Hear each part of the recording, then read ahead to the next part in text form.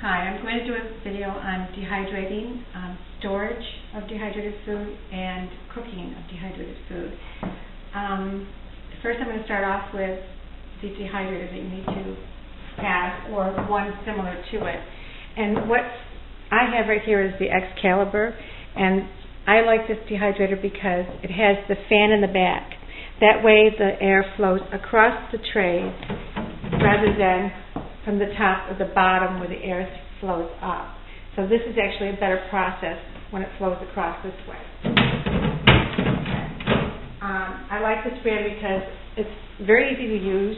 And on the top you can see it tells you what settings that you would put on for what vegetables and what fruit, and if you're doing meats or what have you. Okay, and there's a lot of things that you need to do prior to dehydrating. Some foods need to be prepped. So I'm going to go through a series of fruits and vegetables that I have here. And over here you have, this is ginger. And I use a meat slicer to slice all my vegetables and stuff so I get the same consistency, the same thickness when I'm dehydrating. And here is undehydrated sliced ginger. And next to it I have the chopped peppers, green peppers. And next to that I have the broccoli. Now, on the front of the broccoli here is broccoli that has not been steamed. So this is raw broccoli, it has not been processed. In the back here, it has been steamed. So if you notice the color difference, it's not real light green, it's a dark bright green, and that's just about the consistency that you want when you're going to dehydrate it. So you want it to look more like this right here.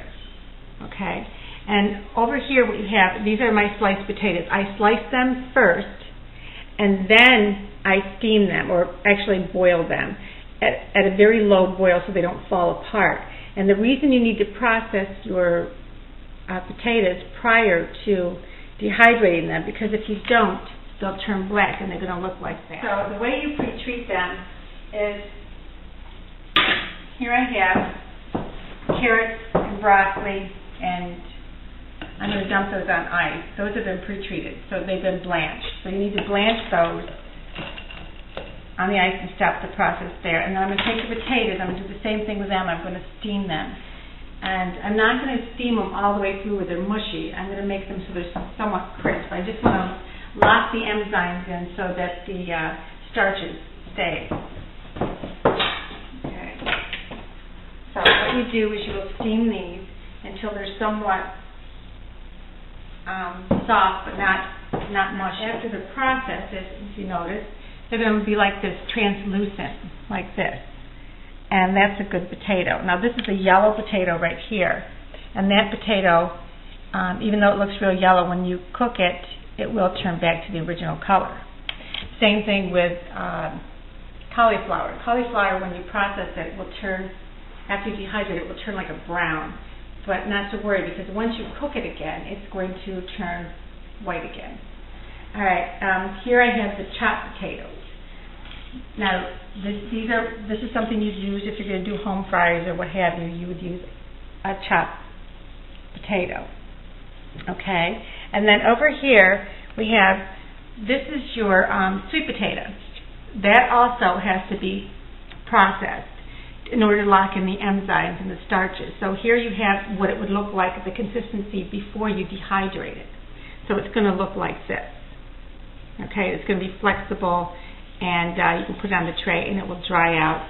And when it does dry out, when they do dry out, they're going to look like this. And this is the sweet potato that has been dehydrated. And when you cook this, it will turn right back into a sweet potato, and you can't tell the difference. It actually tastes better sometimes, I think, than it does prior to that.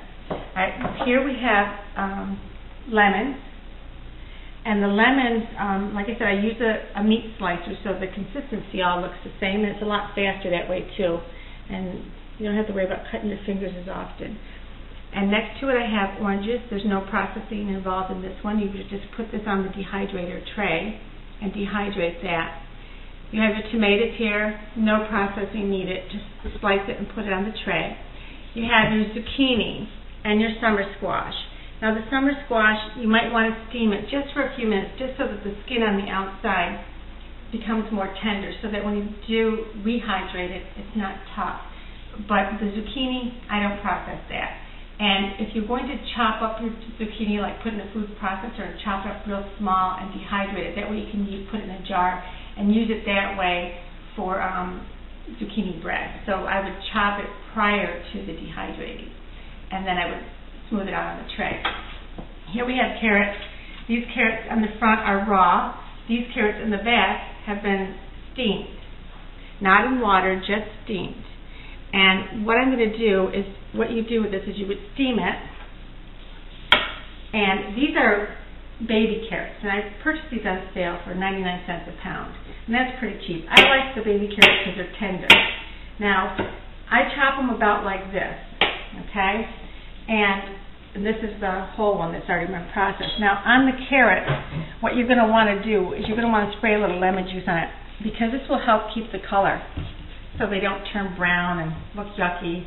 And so some people will use sorbate acid, which is a vitamin C. It's 1.5 tablespoons per gallon of water, and you would soak anything that you process in this for about 2 minutes. I don't use it. I just use plain old lemon juice. There's another way too, is you can take 1/3 honey, 1 cup of water, boil it, let it cool, and then you can put your bananas and apples and stuff in there. I don't use that either, because the honey, I think, makes the vegetables and the fruits, when you do use it this way, sticky, and I don't want my processed food to be sticking together. Okay, so here you have, I'm going to show you this here. This is what the carrot size looks like here. Okay, now that right there, that carrot right there, that's what it looks like after it's dehydrated, the chopped one. Now, you can dehydrate the carrots just like this, these little baby carrots. You can put them on and dehydrate them just like this, and when they're done, that's what that carrot will look like. So when you rehydrate the carrot will come out just like this after you rehydrate it. It's hard to believe that this little thing is going to look like this again, but it will. Okay? So over here, next we have peppers. We have jalapeno peppers, red peppers, and green peppers again. Now, you can do the green peppers without steaming them, or I broil these just for a short period of time. And you can do it this way. If you want to, you don't have to process it over there. But the reason I do it this way is because I like that roasted flavor on the peppers. So what you do is you put them skin side up, and you leave them in there just enough to blister the skin. As you can see right here, the skin is all blistery. Okay?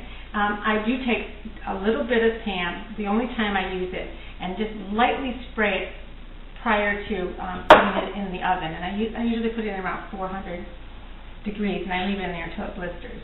And when you put it in the hydrator, you're going to turn it around like this. Okay? You're going to want the skin side down.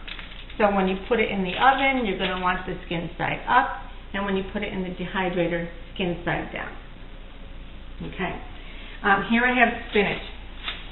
Spinach is great. You can take spinach and you can fill up your trays with the spinach, and it will come out nice and dry. And if you come over here, I'll show you what the spinach looks like. This is the spinach when it's been dehydrated. It's great, like if you're going to make spinach dip and so on and so forth. You always have fresh spinach right there at your hands, and you don't have to worry about running out to the store and getting it.